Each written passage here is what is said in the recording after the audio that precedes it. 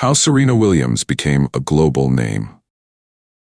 What if I told you that one man, armed with nothing but a TV remote, a dream, and a 78-page handwritten plan, predicted the rise of two tennis queens before they were even born?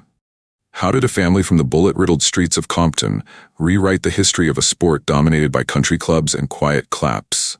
Why did Serena Williams, the fiercest forehand in tennis, threaten to shove a ball down a line judge's throat and still walk away as the greatest of all time? What does it take to win a Grand Slam while pregnant, battle postpartum depression, and still serve aces like your life depends on it? This is not just a sports story. This is a saga of prophecy, rebellion, sisterhood, fury, and evolution. From the cracked courts of Compton to the glittering stages of Wimbledon, we follow Serena Williams through every triumph, every controversy, every tear, and every roar. You'll meet Richard Williams, the visionary father who trained champions with VHS tapes and divine stubbornness. You'll witness the Hawkeye revolution, born from injustice and rage.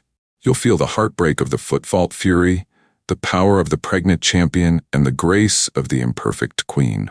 So buckle up, because once you enter this arena, you won't want to leave until the final point is played. It began not with a racket, but with a revelation. One day in the late 1970s, Richard Williams, a man with the charisma of a preacher and the stubbornness of a brick wall, sat watching a tennis match on TV. He saw a player win $40,000 in a single afternoon. His reaction? Not awe, not envy.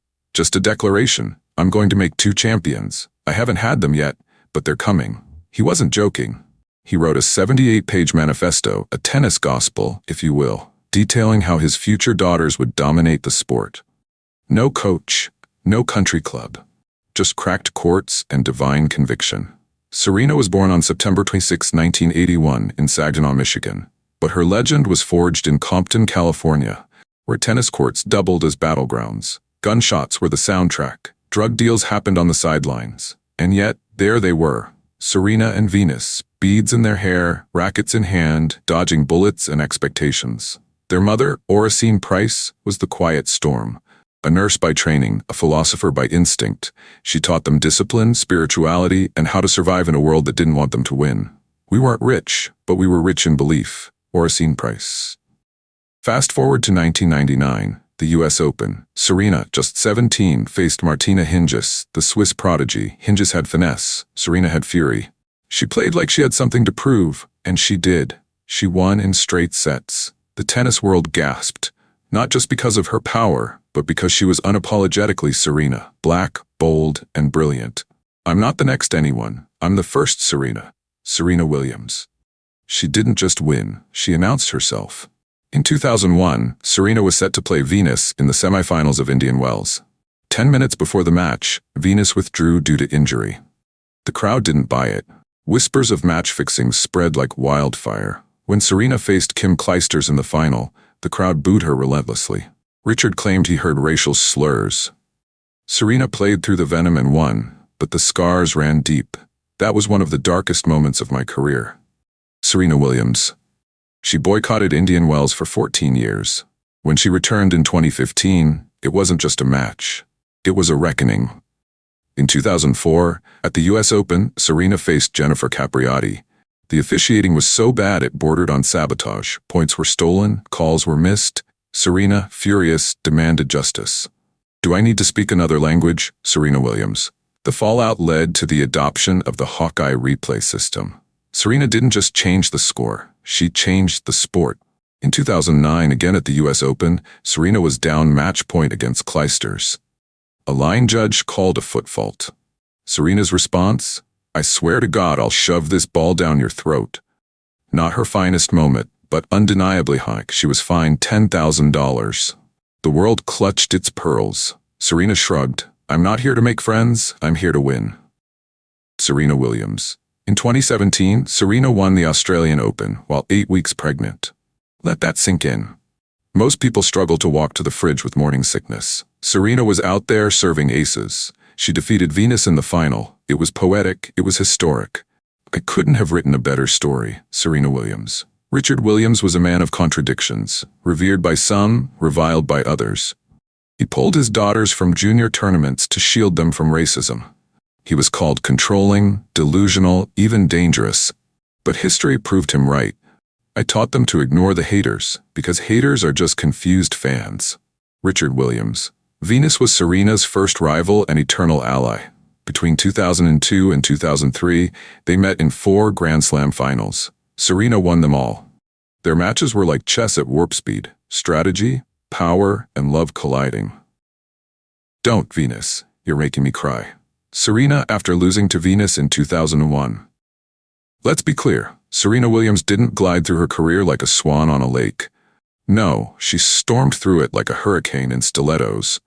Her career was not spotless, and thank the tennis gods for that. Because perfection is boring. Serena was real. She had moments that made headlines for all the wrong reasons. The infamous 2009 US Open foot fault, where she threatened to shove a ball down a line judge's throat. The 2011 outburst at the US Open final against Samantha Stosur, where she called the umpire a hater and unattractive inside. And of course, the 2018 meltdown at the US Open final against Naomi Osaka, where she accused umpire Carlos Ramos of sexism and demanded an apology mid-match. Were these moments graceful? No. But they were human, and Serena never pretended to be anything else. I'm not perfect, I'm just me, Serena Williams. Her body, like her spirit, was pushed to the brink. Knee surgeries, ankle sprains, pulmonary embolisms, and a hematoma that nearly killed her in 2011. She missed entire seasons. Critics whispered, "She's done." Serena responded by winning more Grand Slams. She didn't just recover, she reloaded. Serena was scrutinized for everything. Her outfits, remember the black catsuit at the 2018 French Open? Her muscular build, her loud celebrations, her unapologetic confidence. She was called too aggressive, too emotional, too much. But she never folded. She wore what she wanted, said what she meant, and played like her life depended. I don't like to lose at anything. Yet I've grown most not from victories but setbacks. Serena Williams. That quote? It's not just a mantra, it's a battle cry. Every loss was a lesson. Every setback was a slingshot. In 2017, Serena gave birth to her daughter Olympia, but the delivery was anything but smooth. She suffered a pulmonary embolism, multiple surgeries, and nearly died. Postpartum depression followed. She felt vulnerable, lost, and unsure. But Serena doesn't retreat, she reloads. She returned to tennis in 2018, just months after giving birth. She reached 4 Grand Slam finals as a mother. She didn't win them, but she won something bigger. The respect of every woman who's ever tried to balance ambition with motherhood. Sometimes I wake up and I'm like, okay, I don't know how I'm gonna make it today, but I do. Serena Williams. In 2022, Serena announced her evolution away from tennis. Not a retirement. An evolution. Because Serena doesn't quit, she transforms. She played her final tournament at the US Open. She lost in the 3rd round to Ajla Tomljanovic, but the crowd roared like she'd won the universe, because she had. She left the court in tears, waving to a crowd that knew they were witnessing the end of an era. I'm ready to be a mom, explore a different version of myself, and just chill. Serena Williams. Let's tally the score, shall we? 23 Grand Slam singles titles, the most in the Open era. 4 Olympic gold medals. $94 million in prize money. A venture capital firm, Serena Ventures. A fashion line, S by Serena. A daughter named Olympia.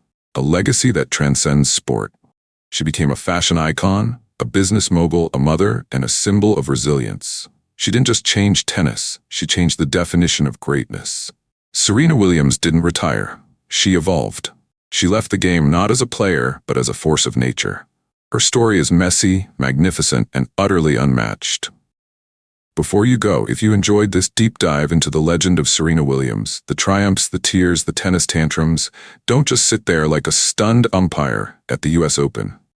Smash that subscribe button. Tap the notification bell so you never miss a story that hits harder than a Serena forehand. Like, share, and follow us for more jaw-dropping, history-shaking, soul-stirring narratives. We've got more legends, more drama, and more fire coming your way. Stay tuned, because greatness never sleeps, and neither do we. Next up, Usain Bolt.